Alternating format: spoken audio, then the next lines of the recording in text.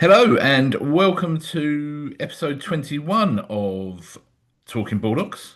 Uh, I always forget how we introduce it now, You but just say with you, Neil Baldock, and this is my brother, and I go, "Hey, I'm Matt Baldock." that's it. So that's who we are. I'm Neil Baldock. That's Matt Baldock. This is Talking Baldocks, and we're getting back into the swing of getting these podcasts back out there. I don't know what's happened to Zoom, but mine does this thing now. If I lean in it, the camera kind of goes back, and if I lean back, the camera zooms in. So I'm feeling a bit seasick because I'm moving. No, I haven't got that. But do you remember our good friend Ben Madden had that on his once when we had a meeting with him, and a As I little swam from side to side. it made us go a little bit dizzy. So, but no, I haven't. I've not got it. No, I, you're okay. Fine. I'm Well, look, if you're watching this on YouTube, apologies for that. I'll try and sit still, but invariably I can't. So in the last week's episode, we did say we were going to talk about costs of sale and going through all the numbers and that kind of stuff. But we're actually going to put that back for a week because I thought while we're still in January, um, my LinkedIn is full of people really excitedly announcing that they've started their own businesses or they've gone self-employed as most of them do. We can discuss the semantics of that in a bit. And as ourselves, with our model, we help people become business owners. We're launching a new chap, Michael Edwards, over in Essex this year. So I just thought, mate, I would like to talk about what I think are three key kind of mistakes that I see people make as soon as they go self-employed, and what we've learned from that from the people that we've helped, and obviously our own experiences as well, and try and save some people a little bit of pain at this kind of exciting time of their life. How's that sound with ab- you? absolutely, yeah. Let's get into it. Fine. So the first one I see, so you can see the kind of the pattern when people about to do it. So first of all, post comes up saying, after 7 years, I'm leaving ex estate agents. Want to thank them for all the wonderful memories. It's the best time of my life. And you think, well, it wasn't that fucking great, otherwise you wouldn't be leaving. But fine. And they're like, can't wait to announce the next chapter. So you go, okay, we know where it's coming. Then 2 days later, it's hurrah. I'm launching, Dave Smith Estates under whatever banner. I'll be offering a personal bespoke service. And then this is the killer line. They say, I'm going to be available 24/7. Mm, My mobile is always on. yeah, Um, I saw. Funny enough, I saw, and it's an agent I actually really respect, but it was more the brand that had. Well, I don't know if it was the brand or him, but it was branded up as the brand and he'd put it out, but it just said always open. And I thought, well, that's not a great idea because when do you have some rest? yeah, exactly. Sorry, you can see I've got my zip stuck here trying to undo it. So, I mean, look, there's a couple of things. Number one, it's just bullshit, right? You're not answering your phone at 4 o'clock in the morning. No, exactly. Okay, so 24/7 doesn't actually it actually exist. But number two, and the kind of the bigger issue for me is a lot of people, the reason they go, as I say, for want of a better word, self-employed, is that they're told about this thing called work-life balance, which doesn't actually really exist. But and they're picking up they're kind of they're groomed into, you can pick up the kids from school, you can do this, you can do that. And there's a couple of bits of it. Well, number one, when you very first launch a business, I would suggest you should probably have less time than you do when you're working for somebody because you really want to get it going. But number two, what is the point of saying, well, I'm gonna leave, my job, I'm gonna take this risk to start my own business, to have all this free time, and then tell people that you're available to answer the phone to them 24 hours a day. Your time is actually your most valuable asset. It's the one thing you can't ever get back, and it's one thing you need to protect. And it's the one thing that you have to spend really wisely. If you make a mistake spending a few pound notes on some form of advertising, you can earn some more money and try something else. But if you misspend your time, you can't ever get that back. Yeah, no, definitely. And I think, yeah, it's a bit of a contradiction in terms of the whole work-life balance and that sort of thing. I think the better way of people terming it is a flexible work day, which means they can drop the excuse me, maybe they can drop the children at school, maybe they can go down the gym in the middle of the day, maybe they can be on the golf course networking and playing some golf and enjoying themselves, but as long as they're then going to go home and maybe do the work in the evenings or do the work early in the morning. So the work's still got to get done. So I think a flexible work life is more kind of What's the phrase I use? don't know what is it. Never listen to any of Don't my listen to stuff. you. I know you don't. It's terrible. Work-life synergy. Oh yeah, you like the work-life synergy, yeah, Work-life yeah, synergy. But yeah, I agree with you. But I do think number one, listen, let's put the cards on the table. When you're launching your own business, be it under a self-employed model, be it a high street agency, when we first launched this business, we didn't have days off. You don't have that. You have to work.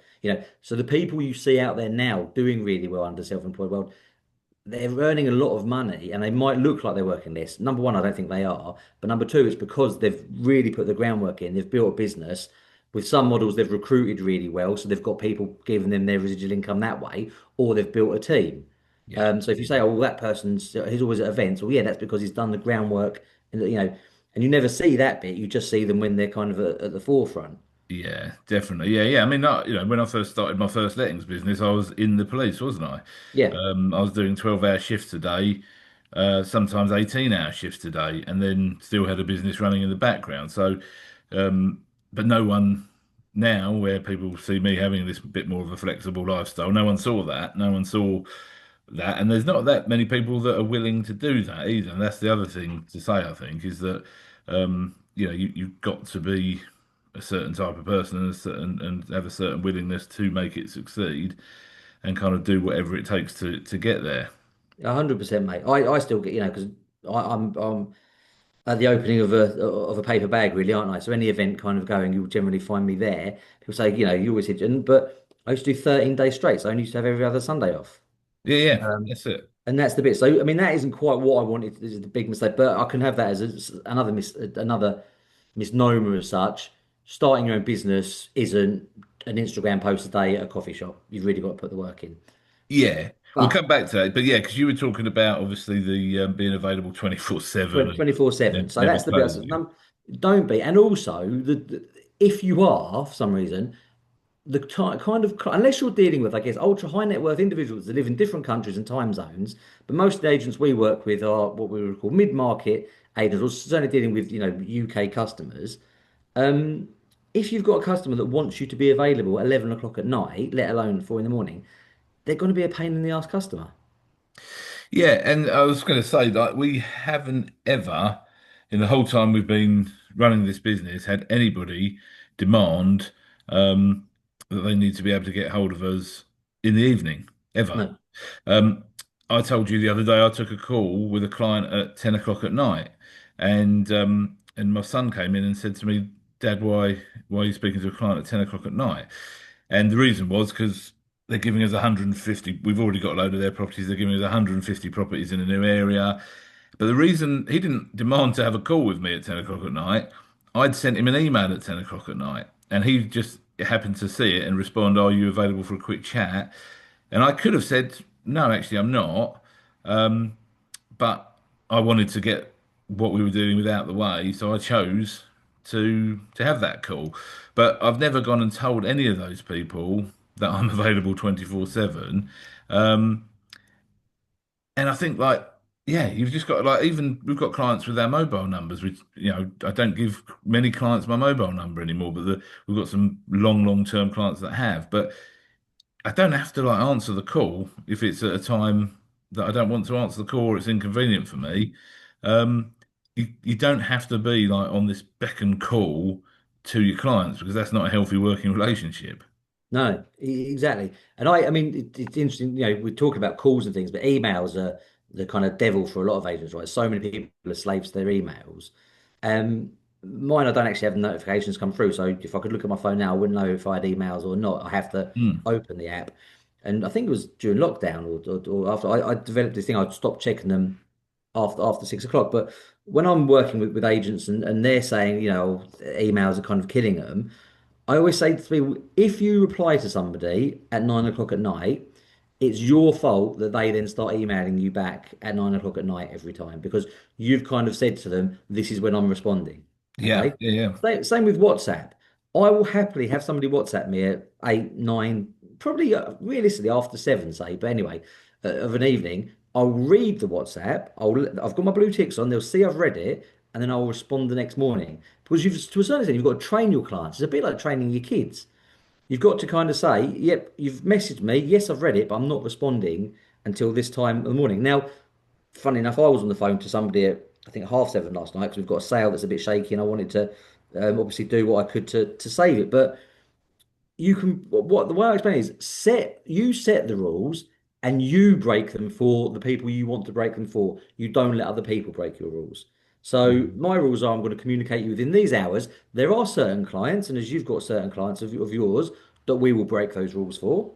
But on the whole, it's for me to break the rules, not for clients to break my rules. Yeah, 100%. And I think the important thing, because just we're talking about obviously directing this at people that are starting their business journey, is it's not an instruction winner either. No. So, and that's what I think we're going to get onto is we see a lot of agents launching their business and doing certain things that make them feel good, like posting and saying, I'm open 24/7, but that does nothing to attract instructions towards you. So do you know what I mean? We've never won an instruction, I don't believe, by saying we're open 24/7 or by putting out a social media post saying that is not contacting a vendor, that is not prospecting, that is not any action that is taking you towards getting an instruction. Um, so if you're already getting instructions and you decide to start posting that stuff, fine. But your first action or one of your first actions to lead you towards getting some instructions should not be saying I'm open 24/7. Yeah, 100%. 100%. Fine. Okay. I think we've covered that one off a bit. So my second thing is cheap fee promotions, either on the launch. So you've got some people that will do, I'm open, launching my business, I'm doing a cheap fee promotion. Or the other thing I've seen is people online saying, well, I'm not paying for I can be cheaper than my competitors because they're paying for high street offices. It's Mm. interesting because a lot of again the self-employed agents are now opening high street offices, but there was a time when that was the big thing. It was like they've got an office they've got to pay for. I don't have to, so I can be cheaper. Um, and that's just something I wouldn't ever encourage anybody to lead with cheap. Unless that's going to be your long term business model. I mean, we've seen how it's worked for some of the big players. But yeah, don't lead with cheap. Yeah, yeah. So there's two things on that. One is, yeah, it is a model. So you can go cheap fees, high volume, but that's kind of contradictory to going self-employed or starting your own business. Is like you're not meant to be aiming for high volume. You're meant to be aiming for a lower volume and with some profit and a quality business. Um, so yeah, if you're going to chase the volume, that is a model, but it's kind of contradicting probably all the things you said are the reasons you're leaving the employment and trying to go and set up your business.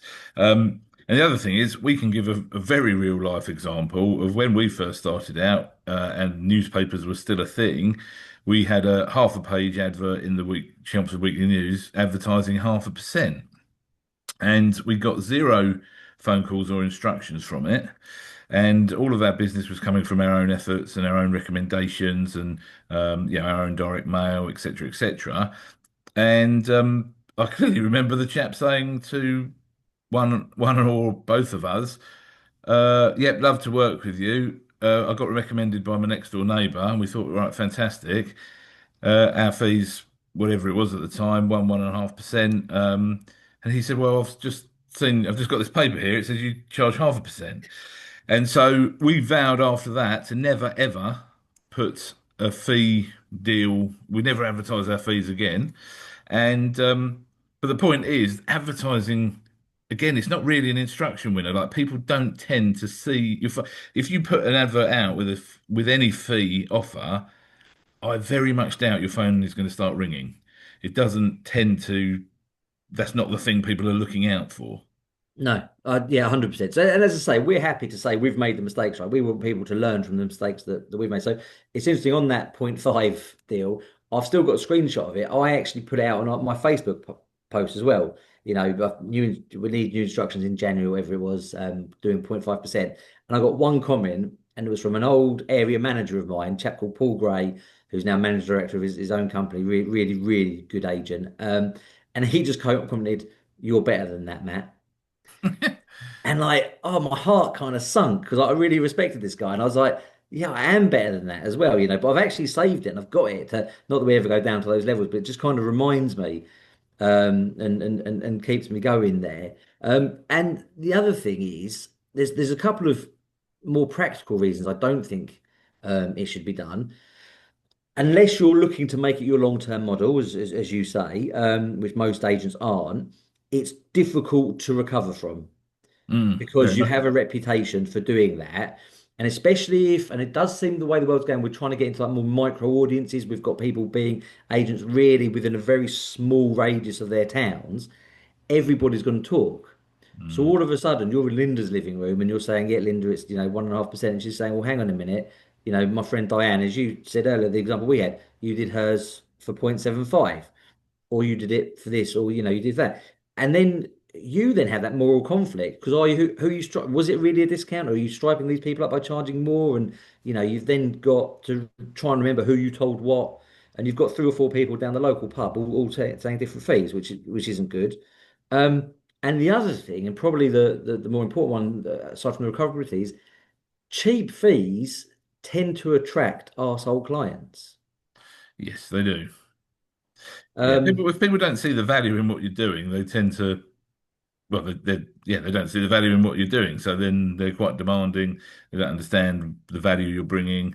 They are a pain in the backside. Yeah, and they're going to be, as you say, they're going to be more demanding. You're going to end up doing more work, which means you don't have the time or the capacity to go and market yourself to get the people that are going to pay you the proper fee. You end up going to do more work, less fee. And mate, we've been there before, but how much of it is it an anticlimax? Is it?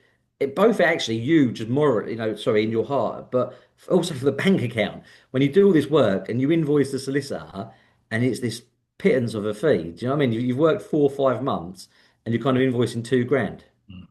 Yeah, exactly. And it's just it's also unsustainable, and it will lead you to give that client a bad service as you get busier. Because if you do get busier and all your fees are low, you then don't have any margin to employ an assistant, employ team members, and things that make your life easier and enable you to grow your business and still deliver a service. So you will burn out very quickly. So, if people do a special deal to get an instruction or whatever, that you can't really criticize that because people have got to get started. But certainly going out advertising it or making it your business model, you will find you once you've got four, five, six clients and none of them are paying the right amount of money, all of a sudden you're busy and you will start resenting it. That is the truth of it. You will Yeah. start resenting doing that work for them. And as a human, once you start resenting something, it's very hard to work through that. So you will still think, well, I've made a commitment, I've got to deliver. And if you're a decent human being, you'll still deliver that service. But there will be something in you that is finding that very hard. And you might, you might cut a corner here or there because you're like, well, I'm not earning any money out of it. No, especially if the sale falls through. How bad is a fall through when when you've got to do all the work again and there's no money in it? Yeah. So, So yeah, leading with fees is not. It's just not a. It's actually not what this like our clients. The clients we're all looking for, vendors, and landlords actually, but they're not buying. They're not. Their first thing is not how much is your fee. Obviously, we all have the phone call where someone rings up and says, "Oh, we're just checking what you're charging," and you either know how to handle that or you don't, and you choose whether to work with them or you don't. But that's the minority. There's actually most of the valuations we book, we don't even have a discussion about the fee until our value is in their front room. no, exactly. Can I just really slip segue into something completely not what we're talking about, just on something you've just said? Yeah, Uh, About that phone call when someone says, "Hi, can you let me know what your fee is?" Because I've noticed this thing again on LinkedIn recently where it's almost this badge of honor where people are going, somebody wanted a cheap fee and I told them to piss off, I know my value, which is great. You shouldn't work with people that don't want to pay you money. But also, not everybody who asks what the fee is asking for it to be cheap. So I think yeah, Stephen Brown in his training says if someone phones you and says, "Hey, can you let me know your fee?" What they're actually saying is, "I've got a house to sell," right? yeah, But also, some people just want to ask. Like, you probably don't go to a restaurant without having a quick look at the menu and seeing what's on it. but also it's just they don't necessarily want to negotiate. They just feel that's what you do because we live in our economy. You do barter estate agents fees. That just seems to be the kind of given. But I mean, I've been on about before. I present the fee and say, look, just so there's no confusion, we don't negotiate on that. And I've had someone, all you could see the stress lift off his shoulders and him go, thank God for that. I was really like worried about negotiating because the public aren't negotiators. They don't want to do it. So yes, hold your fee. Yes, don't disinstruct clients or don't choose clients that don't want to pay you. But if someone just says, "Can you tell me what the fee is?" That doesn't necessarily mean they're cheap. And I think there's some agents out there kind of going, "Oh, you've asked for the fee. You're not my client. Piss Mm. off." It's not always the case. So just be a bit careful on that one, is what I would say. But getting back to it, so my third thing that I think is a big mistake I see people in the early starts of their careers, and I say this with a certain amount of irony as we're on a podcast hoping people will learn from us, but it is learning and not earning, or as I put it, and also procrastinating, talking about things, getting everything, perfect. Oh, this has to be perfect, that has to be perfect. I meet some agents at the events I go to, and they're very early in their business careers. I think, God, you're here. I've seen you at three different events, but I actually haven't seen you list a house. Yeah. Or they'll listen to every podcast going. They'll tell me they've read this book, and I'm like, well, how many customers have you spoken to? Oh no, I haven't got any yet. And it's all just fucking get out there and actually do something. Yeah. Well, it's taking the right actions, and I think that's the problem with looking at other people. It's okay to look at other people's success, but like we said earlier, you've got to kind of appreciate what they've been through to get there. But also, if they've had that level of success, they've probably got a system of consistent actions that they take to get there. And those consistent actions won't be the sexy stuff. They won't be the podcast. They won't be the social media video. I mean, making those social media videos will be one of those constant actions. But what I mean is, it won't be the shiny, flashy stuff that has got people customers. And I think a lot of agents are probably being attracted into models because of the social media presence they're seeing from other agents and then not doing the basic actions that need to take place in any estate agency business. Because those actions haven't changed since before we had social media, like canvassing, direct mail, prospecting calls, actual business generation. That was happening 20 years ago before we'd even heard of Facebook. Just because we've got Facebook and Instagram and everything else doesn't mean those things should stop. It just means we now add in social media as well. So do you see what I mean? Like people are just concentrating on the good looking stuff, but they need to do it all. And it needs to be stuff that's actually leading you towards getting an instruction. Yeah, 100%. And listen, I'm not saying don't learn, don't listen, don't, I'm like 20, I think I'm 25 years in now in agency, but I still learn stuff every day. Vicky Barberis, obviously fantastic agent. One of my favorite quotes I've heard, she said, learn as if you're never going to die. And I think that is correct. But I can guarantee you, Vicky learns more than most, but she also works as hard as most. And her team do that. They don't just sit there listening to podcasts every day and saying, one day I'll speak to a customer. Yeah. And that's the thing. So learn, if you, yes, learn something, but then go and put it actually into action and make mistakes. Go, just everything's an experiment, right? Try different things, try 10 things, seven of them won't work. Fine, nothing's happened. You haven't killed anybody. You can't kill somebody with a badly worded tout letter. But if three things do work, then fine, I can double down on them, and that's where I'm going. But I think we live in an age, it's almost like there's too much choice out there. And this is the other thing to point out. It is impossible to listen to every podcast and read every book in the world. You just will never do it. So you might as well choose a couple that you think, right, well, I Mm. like what they've said.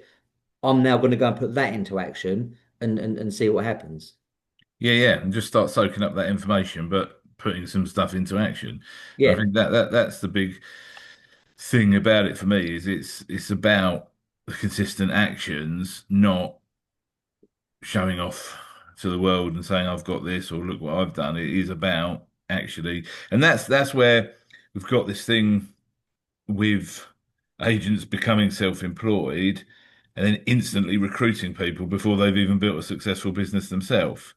And we do have a bit of a problem with that, I think. But sort of speaking openly is like I don't have a problem with the way agents are recruiting because I think it's a clever model. I do have a problem with agents literally signing up and then going, "Oh, does anybody else want? This is fantastic. Does anyone else want to join me?" And it's like, well, you don't know if it's fantastic yet because you haven't actually got a business. You haven't actually done anything. So maybe. And I'll tell you a classic example of who's done this really well is Tony Ruby. Tony, very successful, but he didn't start recruiting agents till I think he's probably been self-employed 3 or 4 years now. And he absolutely built his business, cracked it before he even started mentioning to like saying to agents, "Do you want to join?" Yeah. Um, and that, and this just being blunt, we've done the same. We've built a seven-figure estate agency. We employ people, and now we're rolling out our own models. But do you know what I mean? We've built something ourselves before we've gone and made that kind of step. And I think that's just what agents need to concentrate on is join and get your business successful before you start getting distracted with the rest of it. Yeah, no, and you will only be successful. Yes, as I say, you need knowledge, but you'll be successful by taking action. Yeah. Um, and done beats perfect in most things. So, if you don't think your template is quite up to scratch, you're not sure of that, or you're not sure how that looks. Video is the key one I want to say to people. You'll never make a perfect video. And actually, the public don't want to see perfect. The public do not want some polished, smarmy salesperson. They want someone who is real and they can relate to. And real people do stutter a bit and swear like I'm just doing right now. And so do the Yeah. video, but don't worry about it perfect. Literally, just do one takes, no retakes. If you stumble about a bit, you stumble about a bit. Put it out, keep going. And your proof of how you can do things it comes from your action. Alex Ramosi says that, but in a much better way than I just have. But basically, the more you do things, the more confident you'll be at doing them. Your Yeah. confidence will grow by doing, not by reading. Yeah, no, 100%. I mean, the thing is, the reality is when you start a business, you can actually, even in today's day and age, certainly in a state agency business, but I would probably challenge, unless it's an e-commerce business, you would definitely need a website. But you can start any business today without a website, without a business card, without social media, without anything.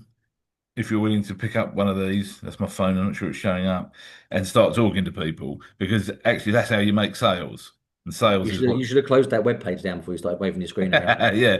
But sales comes from conversations Yeah. and making sales, not from all the rest of it. We need all the rest of it, and like we're not discouraging anyone from having a website, having social media. We've got all of those things. We've invested a lot into them over the years, but the actual actions and being a salesperson means talking to people, and that's how you make the sales. 100%. Listen, I don't think I like to go more than 5 podcasts in a row without quoting Sam Hunter, 20 conversations and life takes care of itself. Yeah, yeah, yeah. So that's what we need to do. Perfect. Good. Well, they were my three, mate. So thank you for agreeing with me, I think. And Yeah, your no, I think so. I think the main, just something I want to cover off is this term self-employed yes. and why really it's bullshit. Like, Why let's we be don't like honest. it. Why we don't like it, but why it is total and utter bullshit. And it's a marketing thing, so it's not a problem. And I'm not talking badly about anybody who is a self-employed agent. But the reality is, as soon as you do that, you are actually a business owner. So as soon as you stop receiving a wage from from a company and you are now no longer on anybody's payroll, you're you've gone self-employed as such. You've actually started your own business. And I think it's important to recognize that because I think there's agents that go self-employed and don't realize what actually used to come from the employer. And what I mean by that is the employer used to provide the marketing, they used to provide the finance function, the operations, all their systems, everything else. Now, don't get me wrong, you join a model, be it ours, EXP, TAUK, Avocado, they give you some infrastructure. So that's one of the reasons you're joining it. But you're paying for that. If you go out on your own, then you're taking on overheads But the point I'm making, I suppose, is actually it's cheaper to start, and that's what models are selling these days. But you're paying those overheads out at the back end. So it's a good way, obviously, to de-risk and get into it. But the reality is you're running a business and you have overheads, but it's just you don't have the overheads at the start. You're paying a bigger percentage out at the end to cover some of those overheads. So I think people just need to recognise that and recognise that as soon as you're self-employed, you are all of those departments, and you're going to be needing to do your own marketing. You've got to take some risks. You've still got to invest some money and some time to get these things going. Yeah, because if you don't, because I'm not even sure. I think there are some people that are pure. I think people that are purely self-employed are actually employed, just they have to pay their own wages. I think there's some out there. If you've still got the stresses, you've still got the stresses of getting paid, sorry, going and winning the business. You can't take any holiday, not because your area manager hasn't signed it off, but because you've got nobody to look after the work while you're away. Um, but you've got the responsibility of kind of paying yourself. My thing with if you want to be a true business owner is building something that you can sell at a later date. Mm, Okay. And that's why or at least having a vehicle alongside so you can retire and not just a pension. So, for instance, we're big fans of building a lettings book, right? So yeah, we would advocate with our agents, you build a lettings book. Yes, we know it's hassle. Don't worry, we do all that for you. You just go and do the fun bit, but you build your own lettings book which you own and you can sell. Okay. Now we've banged that drum for years, and I understand we're not going to convince everyone to do lettings. So the thing I do ask people to really consider is having something. So what are you? So if you're bringing all this money in, great. But if you're earning 10 grand and spending 10 grand, you're going to get to 60 years old and think, fuck, I've got nothing left. So yeah. what are you investing in? Be it stocks and shares, be it be it property, something. But just I would urge anyone, if you're going to be a real business owner, number one, at some point the business needs to be able to run itself without you. Yes. But number two, at some point you're going to want to exit that business. And so you want a business you can either sell or at least you've got something of value on the side. Because what we don't want to do is have this entire generation of people that have had it away, earning more money than they've ever earned, and they all hit an age and they've got nothing And left. they've And got that'd be nothing. really, Yeah, really sad. yeah, yeah. No, definitely. And I think the thing, and that's again why the term self-employment is a bit bullshit because you might start off like that, but we started off like that. It was just me and you, and no team. But if you want to grow anything, you've got to take a team on. So then all of a sudden you are running a business. Do you know what I mean? It's just Yeah, like yeah, yeah. Well, it's, I it's mean, technically, we're everyone's self-employed if they've got their own everyone's business. self-employed, yeah. But I think you're right. The difference is if you're going to build, and you could make that choice. Some people may, like you say, there probably are some people out there who are self-employed who basically have a job without, and they're just earning more money, but they've got no security. But that's a risky business for me. I think you've got to build something that operates without you. You can grow it to a level where it gives you then it does give you a bit more of a flexible lifestyle, the lifestyle you want. And you're quite right. People, if they're not got other businesses that you can sell, then they need to be investing their money wisely. Good. Brilliant. Okay. Well, look, we'll leave it on that note, I think. Um, if anybody has any questions whatsoever, if genuinely, if you are starting your own journey out, your own business, no matter what model, we want you to do well because we want agents to do well. So we're happy to help anybody. And by the same token, if anybody out there is looking at starting their own business, hasn't and wants to find the right brokerage model to work alongside, me and Neil will happily have a chat with you. Um, so on that, I have been Matt Baldock, he's been, Neil Baldock, and we've been talking Bulldogs. see you next time. Last word.